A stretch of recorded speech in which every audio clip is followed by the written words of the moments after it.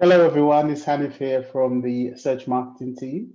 I'm here with Niall and Shane, and I'm going to run through some ideas I had around the soft stages of development lifecycle pages and how we can maximize these pages. Let me share my screen.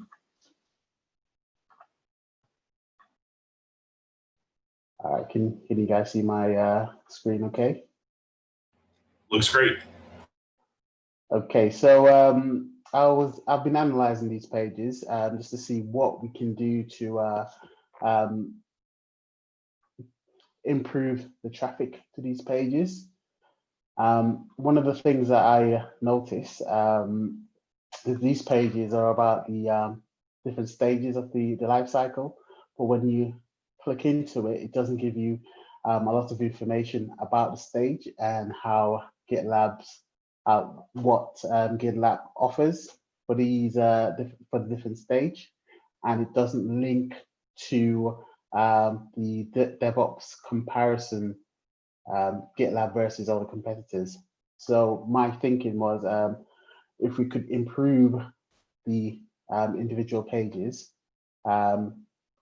explaining what the stage is, what features GitLab has for that stage, and followed by links to the different DevOps tools that we have on our DevOps comparison pages. Any questions so far? Yeah, Hannah, when you go back to that the manage page, for example, when it says product categories and subgroups, audit events, where do those learn more links point to? Yeah, these learn more links, they point to docs.gitlab.com. When you visit, there's no link pointing back to your original, back to the about.gitlab.com page. So it would be a great thing if we can include like a call to action or a link back to about.gitlab.com. This will help in terms of user experience and also increase the amount of quality inbound links going to about. And Hannah, looking at that page too, I know one of the things that I think you mentioned to me as you kind of laid this out is that when you look at that manage page, there's no real kind of like really straightforward approach of explaining like here's what's in the stage from a product perspective, like manage issue boards, right? Like here's about GitLab issues, how you can use issue boards, those kind of things. And it looks like this is even more about management of like users and things like that. So I know we have some product related pages. Do you feel like it makes sense to maybe move those and associate them more with each stage and then have them maybe as a subpage? Yes, for example, the CI/CD page, we could move that. Is it on the solutions? Sorry, it's on the stages DevOps lifecycle / CI/CD.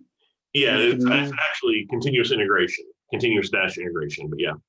Yeah, we can create a new folder structure. So we'll have verify / CI/CD to move that page under this folder. The verify page will be all about the stage, a brief a summary of GitLab offering with a link pointing to the full product page with all the information. Great. And so I think when we talked about it, one of the ways you kind of talked about the strategy for this, and I know Niall, this is something you've thought a lot about too, is that we want to have topics pages that are kind of what stage would you say topics pages would be, Niall? Topics pages would be kind of awareness, top of the funnel. So like ideally we're trying to capture organic traffic from that element, make them aware of the products, the brand, and then push them towards, I suppose, solution pages, which promotes the different elements of the product and solutions we have for their pain points. Right. So I'm sorry, go ahead. Oh no, that's pretty much it. Like I was just saying, the blogs then would be pre-awareness. That'd be the system set up like pre-awareness to awareness to solutions, which would be consideration or just give an overview of products and solutions themselves. Right. And so topics really would be unbranded search, right? People that are looking for continuous integration as a kind of, that first level term.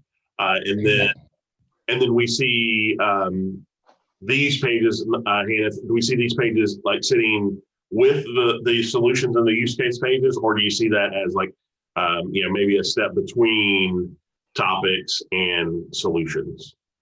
Yeah, I see it as a step between topics and solutions. We could target these pages for search terms related to a DevOps planning tools, for example. We just need to do a little bit of research on the potential search traffic we might get for those kind of searches. But when looking at DevOps tools in Google, a lot of the images, they'll have the full life cycle. And around the life cycle, they list all the different products. So we could do something similar with our pages where we talk about all the planning tools, but we promote GitLab's features. Yep.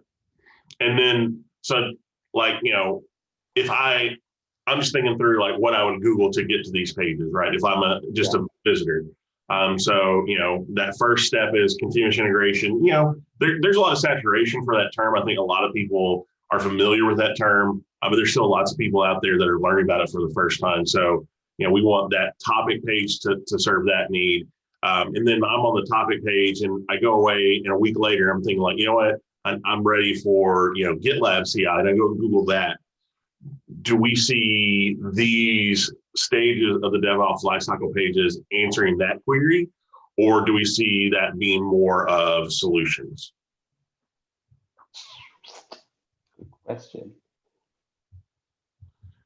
We don't have to have the answer right now. I think this is a great conversation. I'm excited the ideas that you presented, because I think it really kind of gets to some of the questions I had around like, how do we talk about our product in a meaningful way, while it's not about the topic, it's not about the specific use case, but it's about like, if somebody just wants to know what GitLab CI does, right? Like not the use case, not just the benefits, but like here's just a literal description of the features that are in GitLab CI for you from a marketing perspective, right? So I think there's a ton of potential in this kind of format we're thinking about here. So I'm excited about the work you've done. Is there any other thoughts, anything else you want to capture before I start recording? No, there's nothing else I can think of. Okay, great. Niall, do you have anything else to add? No, that's pretty straightforward. I think in terms of the targeting the keywords at different stages is something I think from an intent perspective is something we've started to look at before, and something we're probably going to look at more in the new year with the product team, because they said they have listings of specific terms and terminology for the products that they've identified by buyer journey stage. So that's something we can use along with this to try and kind of map out a more targeted journey for the users. Awesome. All right, great. All right, thanks, Sean. We're going to start recording now.